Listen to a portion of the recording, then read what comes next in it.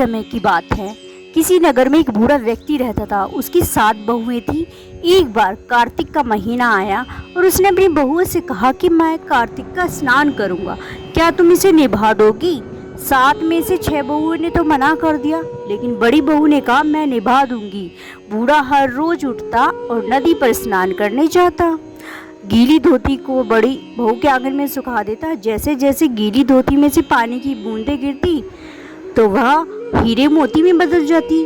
धीरे से धोती से हीरे मोती देखकर 6 बहुओं से रहा न गया। अब वो बोली कि हम भी बूढ़े को अपने यहाँ नहाने को बोलते हैं। उन्होंने कहा कि पिताजी आप कल से हमारे यहाँ कार्तिक नहा लेना।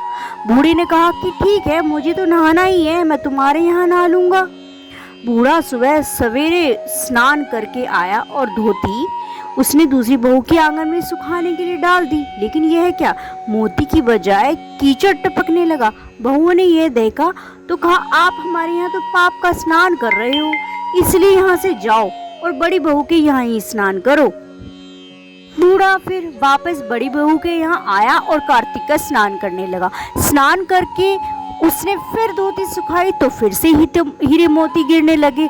अब कार्तिक का महीना समाप्त होने को था। बूढ़ा चिंता में पड़ गया तो बड़ी बहू ने किसका कारण पूछा।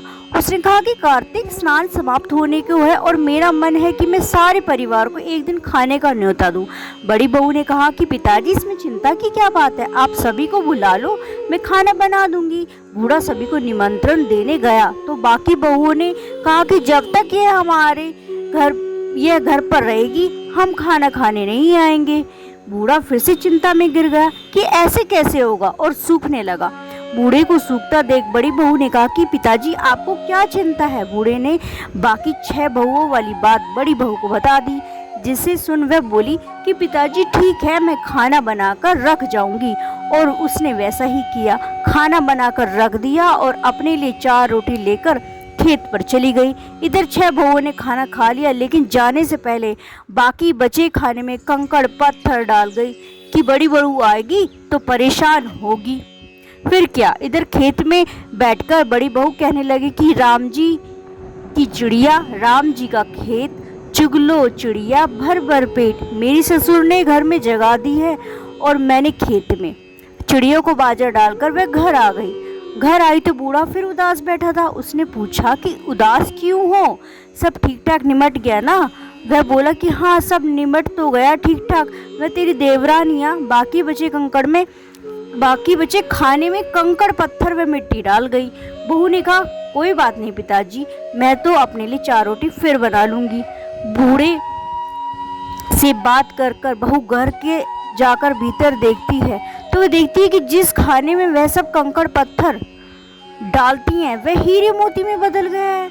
घर की जगह महल खड़ा हो गया है और धन दौलत से भर गया है। अन्न के भंडार घर में भरे पड़े हैं।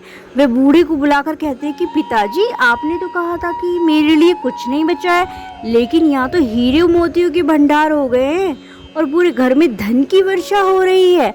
साधारण सा घर महल में बदल गया है। बूढ़ा सब चीजें देखकर बोला कि बेटी तुमने सच्चे मन से कार्तिक स्नान को निभाया है, लेकिन बाकी बहुओं ने तो पापी मन से इसे निभाया, इसलिए कार्तिक देवता तुमसे प्रसन्न हुए हैं और ये फल दिया है। हे कार्तिक देवता, जैसे आपने बड़ी बहू की सुनी वैसे सब की सुनना। जय